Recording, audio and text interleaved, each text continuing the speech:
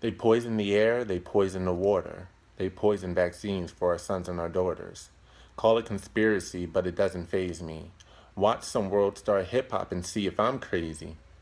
Dumb upon dumb, the dumbing down of words. They can't answer a question, but they know how to twerk. But before you think that you're any better, with your degree in hand and pocket protector, answer this. Are you voting for the left or for the right?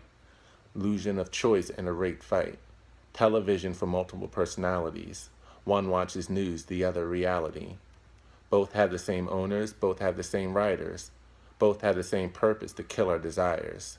Working our jobs, we are now so complacent. Photographing our food is now entertainment. We can't afford thrills, we can't even relax. Can you even clear your head without a Xanax? Or Prozac or Ambien, just go down the list. Who gave us these issues Big Pharma can fix? They say harmful ingredients in such small amounts can't hurt anyone, but it's paramount. 69 doses of vaccines is what's on schedule by the time they're 16. Pharmaceutical lobbyists are second to none.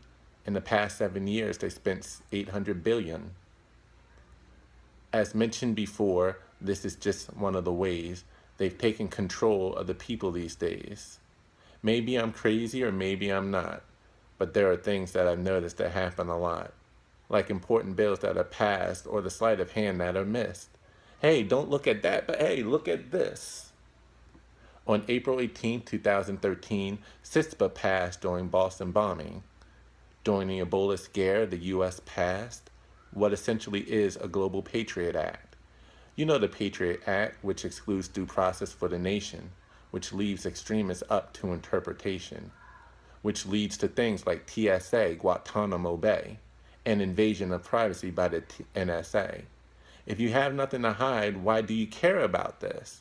Because of things that may make you a suspected terrorist. Owning a gun or precious metals, activism too far, or rocking around a Ron Paul sticker on the back of your car. Read the Bill Act is what was proposed legislation to require Congress to read laws proposed for our nation. Are you kidding me? Is it not common sense? To read the bills? Are you that freaking dense? Oh, people get offended by the words that are used. You should be offended by what's in your food. Reading the labels of the food that we eat require a linguist to get a science degree. I can't even pronounce most of the words that are on the food list, let alone what the hell that it is. They don't want to label what is GMO, but have no problem labeling race, gender, or a homo. Labels on people to further divide, to make us forget we are all divine. I'm not a socialist, but we are all entitled to our personal freedoms and to protecting our child. And I refuse to ask for permission before I speak my mind, like they teach the children before they form a line. And don't get me started on education. Our kids don't even make top 10 when compared to other nations. But we're number one in defense spending, with a great war machine and wars never ending. And all of the high schools are trying to recruit the next generation to strap on boots. Protect our freedoms, but we're right here. So why are you sending our kids over there?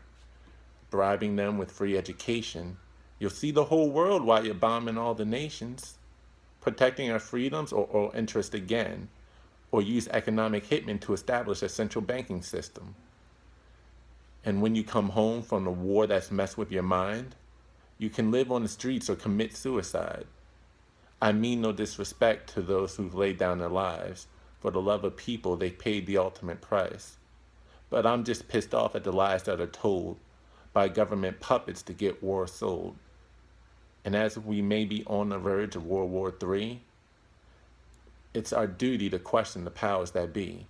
By all means, pledge your allegiance to a corrupt government that's stripped of all our freedoms. With the world's highest rate of incarceration, making huge profits for privately owned corporations. Contractual agreements are all in place to keep cells full of various inmates. It doesn't matter if they're violent or not. Then get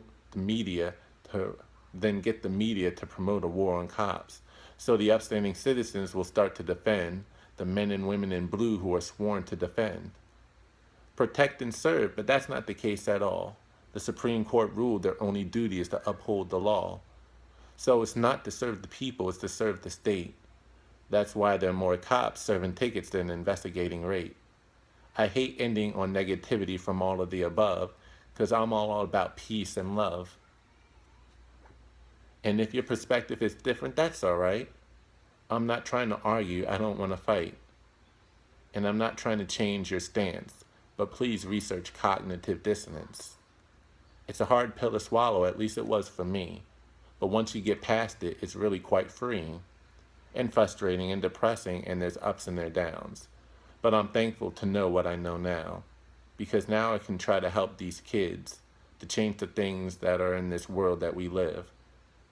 If you don't hurt others or infringe in their rights, I'll defend your freedoms to the day that I die. We don't need rulers to govern because power corrupts. Just defend one another and spread peace and love.